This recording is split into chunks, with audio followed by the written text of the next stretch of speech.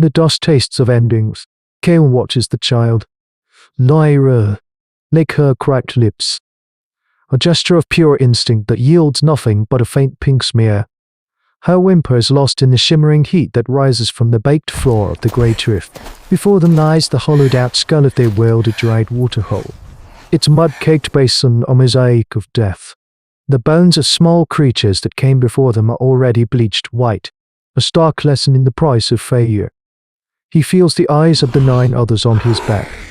They are a remnant, a whisper of a clan, and he is the one who led them here, following the memory of water that no longer exists. This is a chapter of hominid history written in thirst and desperation. Oh, Delara. Her skin as cracked as the earth beneath her, points a trembling finger to the west. Nothing, she rasps, her voice a dry rustle of leaves. The sun eats the land. It will eat us, too. Kale does not answer. His gaze is fixed further out, beyond the shimmering distortions of heat, on a phenomenon that defies the dead landscape. Mountains are moving. They are impossible, slate-grey things of flesh and bone. A line of titans lumbering across the horizon with a purpose that feels alien to this wasteland. I heard of Argentinosaurus. Their footsteps are not a sound he hears, but a vibration he feels in his bones.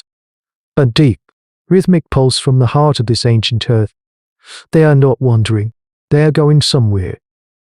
This is the spark of a mad thought. A desperate gamble against extinction. He turns back to his people. Their faces hollowed by thirst and despair. These are ancient humans, a fragile offshoot of Australopithecus, armed with little more than sharp stones and a stubborn refusal to die. Their specialized survival skills are for the savannah and the forest, not this hell of sand and sun. Look, he says, his own voice tight and dry. He points not at the dinosaurs themselves, but at their path. They do not search. They know. Elara squints, her old eyes struggling. They are rock and thunder. Kale, they will not notice us, except to crush us. We stay with the memory of the water, but the memory is all that is left. The brutal reality is the sun, and the coming of a death that is slow and certain. The hard choice is not a choice at all. It is an acceptance of one impossible path over one certain end. Kale walks to the last water skin, fashioned from the gut of a creature long since eaten. It holds less than a mouthful for each of them. He unfastens it, the hope of the clan held in his hands. He looks at Lyra, then at Lyra, then at the others. He does not drink. He walks to the child and lets a few precious drops moisten her tongue. Then he offers it to the old woman. She stares at him, her eyes a mix of fear and dawning understanding, before taking a single, reverent sip. He does not need to speak the rest. One by one, they rise. A silent pact is made. They will follow the moving mountains. They will walk in the shadow of the sauropod gods and pray that their path leads to life. Because every other path leads only to bone white dust in a prehistoric world ruled by giants. Life finds a new rhythm, measured in the earth-shaking footfalls of the giants. The clan learns the contours of this new world, a moving ecosystem defined by shadow and sound. They become creatures of the giant's wake, a strange and fragile symbiosis. The river of shade cast by the colossal bodies of the Argentinosaurus is their refuge from the tyranny of the sun. The ground, pounded by unimaginably heavy feet, turns up grubs and startled lizards, a meager but life-sustaining bounty. They learn to read the herd's mood not as an animal psychologist would, but as a sailor reads the tide in impassive, colossal force to be respected and navigated. This is their new Paleontology, a life lived between the toes of gods. A study in the day-to-day reality of the question, what if dinosaurs were still alive? This existence is precarious, a constant dance with accidental annihilation. One afternoon, a juvenile sauropod, clumsy in its immensity, stumbles. Its leg, a pillar of flesh and bone the size of an ancient tree, sweeps sideways. Lyra freezes, a petrified statue directly in its path. Kale moves without thought, a blur of desperate parental instinct, scooping her away an instant before the limb crashes down where she stood. shaking the very air. The giant doesn't notice. It never will. Their patrons are indifferent mountains of flesh, and their survival is a footnote in the creature's simple, gargantuan existence. The real threat, when it comes, is not indifferent. It is hungry. It arrives first as a scent on the hot wind fowl. Coppery stench of old blood and reptilian musk. The herd grows agitated. The deep, rumbling communications between the giants change pitch, becoming laced with a low thrum of anxiety. Kale sees it from a ridge they crossed at dawn, a silhouette on the horizon, moving with a predatory speed that seems obscene for a creature of its size. It is a Giganotosaurus, an apex carnivore built not for crushing like a Tyrannosaurus rex, but for slicing. Its head is a nightmare of serrated teeth, a living blade. It is a hunter of mountains. As it closes the distance, the clan scrambles for the only cover they have, the deep center of the herd. This is the hard choice: to run from the teeth of the hunter is to run into the path of the trampling herd. They must press into the greater danger to survive the immediate one. The attack is a cataclysm of sound and fury, a scene of terrible majesty reminiscent of a prehistoric planet documentary brought to brutal life. The Giganotosaurus does not charge the largest adults. Its dinosaur facts are written in instinct. It knows better. It isolates a sub-adult on the edge of the herd, lunging forward and tearing a monstrous gash in its flank. The bellow of the wounded sauropod is a sound that splits the sky. The herd panics.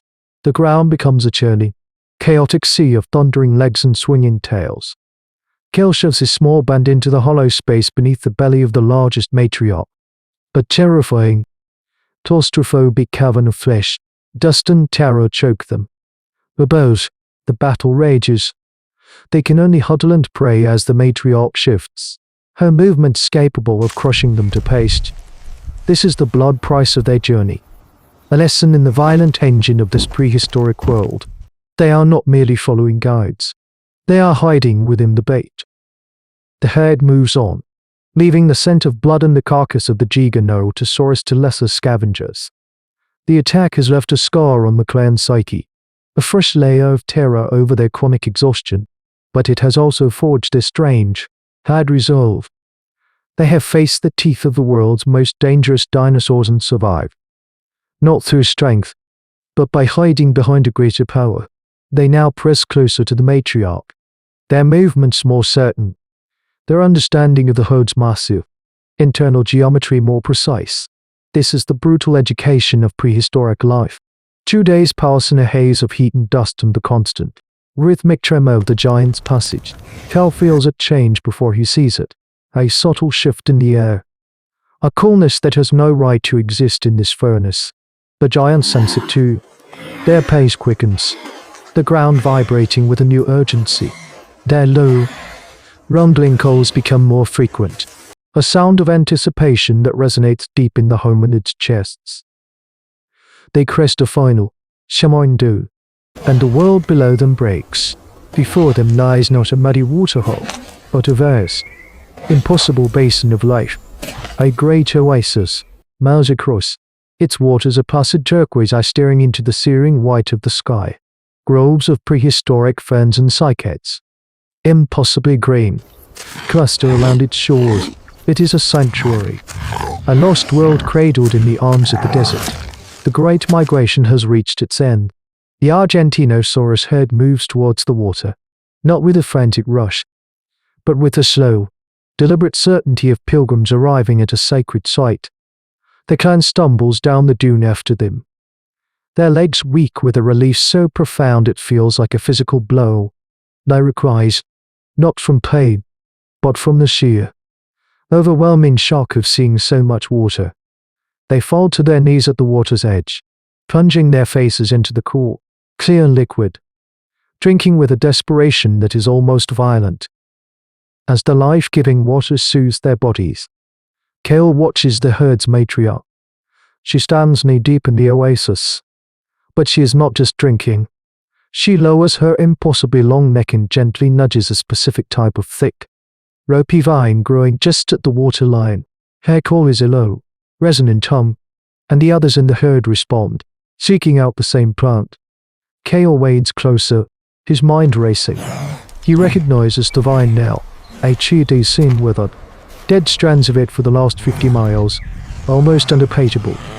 It is a deep-root plant, one that can only survive by tapping into water sources buried hundreds of feet below the surface.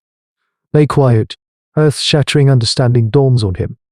The giants were not following a mystical sense. They were not gods.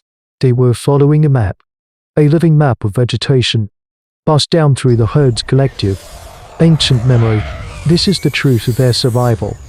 A lesson in paleontology learned not from fossils, but from living, breathing titans.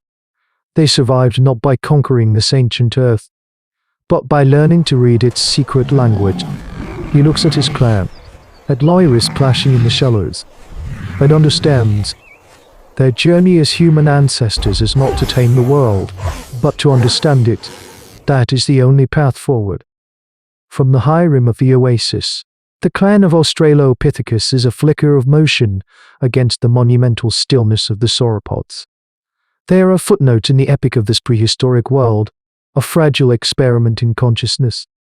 Yet, what unfolded in that desert was more than mere survival. It was a cognitive leap, faced with a power they could never challenge. They did not fight. They observed. They hypothesized. They gambled their very existence on the audacious belief that they could comprehend the motives of a creature whose heart was larger than their entire bodies. This act, born of utter desperation, was the crucible for the human mind. It was the first scientific inquiry, the first strategic alliance, the first time our ancestors looked upon the overwhelming forces of nature and chose not to flee, but to follow, to learn, and to adapt.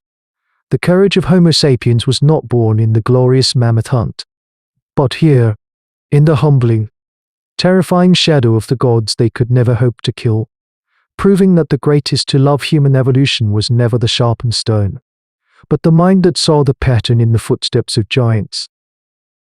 For in the echoes of their footsteps, we hear the first beats of our own defiant heart. But survival in the open is a different terror than the one that learns to climb.